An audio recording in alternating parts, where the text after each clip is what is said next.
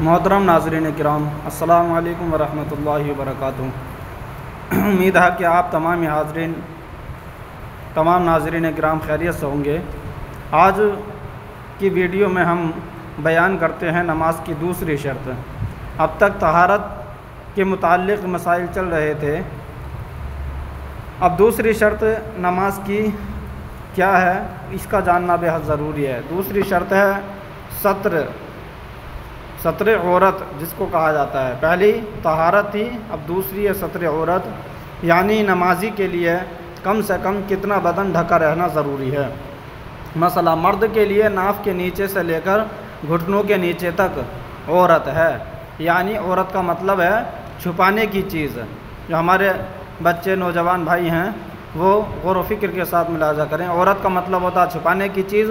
تو مرد کے لیے ناف جو ٹوڑی ہوتی ہے، جہاں نیت باندھتے ہیں ٹوڑی سے نیچے، تو ناف سے لے کر گھٹنے تک، گھٹنے بھی اس میں شامل ہیں، چھپانا فرض ہے۔ یعنی اتنے بدن کا چھپانا فرض ہے، ناف کا چھپانا فرض نہیں، لیکن گھٹنا ڈھکنا فرض ہے۔ جو گھٹنے ہوتے ہیں ان کا ڈھکنا فرض ہے۔ اکثر ہمارے کچھ نوجوان بھائی ایسا کرتے ہیں کہ نیکر پہن لیتے ہیں گھٹنوں سے اوپر تک کے، وہ ناجائز اور حرام ہے، بلکہ گھٹنوں سے نیچے تک کا جو نیکر پہنتے ہیں وہ جائز ہے۔ مثلا آزاد عورتوں اور خنثی مشکل کے لیے سارا بدن عورت ہے۔ خنثی مشکل آپ حضرات کے سامنے ایک نیا لفظ ہے۔ خنثی مشکل آپ کی زبان میں اس کو کہا جاتا ہے جس کو ہم اور آپ ہجڑا بولتے ہیں، اس کو خنثی مشکل کہا جاتا ہے۔ خنثی مشکل کی تعریف یہ ہے کہ وہ اگر کسی خاتون سے ملے تو اس کو گربھوتی بنا دے، اور اگر کوئی مرد اس سے ملے تو وہ خود گربھوتی بن جائے، اس کو خنثی مشکل کہتے ہیں۔ اصلی خنثی مشکل جو ہوتا ہے وہی ہوتا ہے اصلی خنثی مشکل۔ آزاد عورتوں اور خنثی مشکل کے لیے سارا بدن عورت ہے، یعنی سارا بدن چھپانا فرض ہے، سوا منہ اور ہتھیلیوں اور پاؤں کے تلوؤں کے۔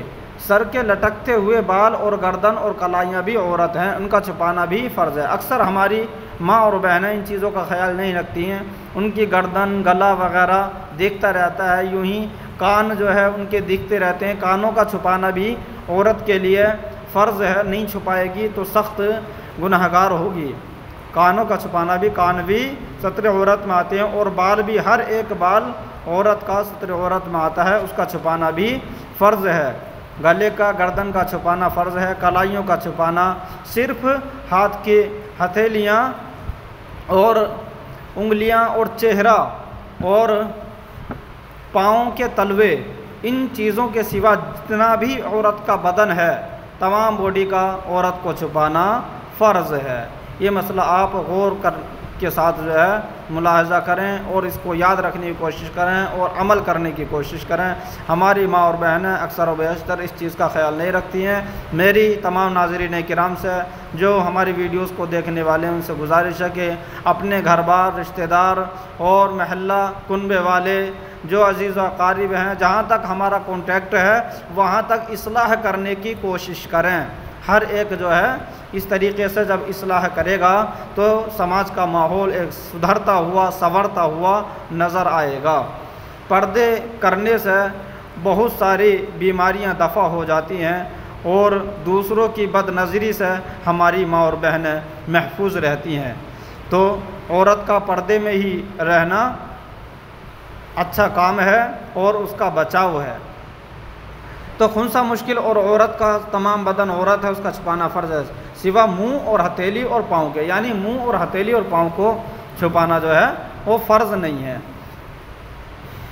مثلا اگر عورت نے اتنا باریک دوپٹہ جس سے بال کی سیاہی چمکے اوڑھ کر نماز پڑھی تو نماز نہ ہوگی۔ دیکھیے، بالوں کی سیاہی اگر ایسے دوپٹہ اوڑھے ہوئے ہے کہ جس میں بالوں کی رنگت دکھائی دے رہی ہے، کالا پن سیاہی نظر آ رہی ہے، تو بھی نماز نہیں ہوگی۔ تو بھلا جن عورتوں کے بال ہی چمکتے ہوں تو ان کی کیسے نماز ہو جائے گی، یا گلا گردن چمکتا ہو تو کیسے نماز ہو جائے گی؟ بالکل ہرگز نہیں۔ یہ بہت اہم مسائل ہیں، ان کا سیکھنا ہر ایک کے لیے فرض ہے، ضروری ہے۔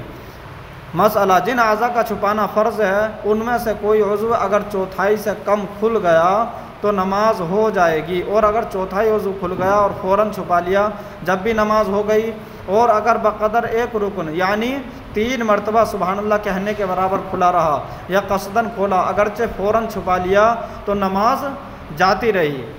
دیکھیے یہ بہت غور کرنے کی بات ہے۔ چوتھائی حصہ کس کو کہتے ہیں؟ اکثر ہمارے بچے اور ہمارے نوجوان بھائی اس چیز کو جانتے نہیں ہیں۔ ہم بچوں کے لیے میں آسان کر دیتا ہوں۔ مثال کے طور پہ یہ ایک ہے مکمل، اب اس میں سے ہم 4 حصے کریں گے، ایک کے جب 4 کریں گے تو 3 کو چھوڑ کر جو ایک حصہ باقی رہے گا اس کو چوتھائی حصہ بولا جاتا ہے۔ تو اگر ہمارے جس بدن کو چھپانا فرض ہے اس بدن کا چوتھائی حصہ اتنا حصہ کھلا رہا 3 تسبیح کے برابر تو ہماری نماز ہرگز نہیں ہو سکتی، ہماری نماز ہرگز نہیں ہوگی۔ یوں ہی مسئلہ علماء کرام بیان فرماتے ہیں کہ جو ہمارے بھائی پینٹ شرٹ پہنتے ہیں، اگر اتنی اونچی شرٹ اور بنیان پہنے ہوئے ہیں کہ جھک کر سجدہ کرتے یا رکوع کرتے ہیں اور وہ پیچھے سے اٹھ جاتی ہے تو اس کے اٹھنے سے اگر اتنی دیر اٹھی رہی کہ 3 تسبیح ہم پڑھ لیں، سبحان ربی الاعلیٰ سبحان ربی الاعلیٰ سبحان ربی الاعلیٰ، اتنی دیر اٹھی رہی تو نماز فاسد ہو جاتی ہے۔ اس صورت میں پھر اس چیز کا جاننا بھی بے حد ضروری ہے، جس چیز کا چھپانا فرض ہے وہ حصہ ہرگز چوتھائی حصہ کھلا نہ رہے۔ تو ہمارے نوجوان بھائی جو ہیں اس بات پر خاص خیال رکھیں اور اس کو یاد رکھنے کی کوشش کریں، عمل کرنے کی کوشش کریں۔ انشاءاللہ اسی کے متعلق چند اہم مسائل اور آئندہ ویڈیو میں ذکر کیے جائیں گے۔ جن حضرات کو اس میں کچھ سوال پوچھنا ہو وہ کمنٹ میں آ کر سوال کر سکتے ہیں، پوچھ سکتے ہیں۔ السلام علیکم۔ اللہ رب العزت ہم تمام کو نیک اعمال کرنے کی توفیق عطا فرمائے۔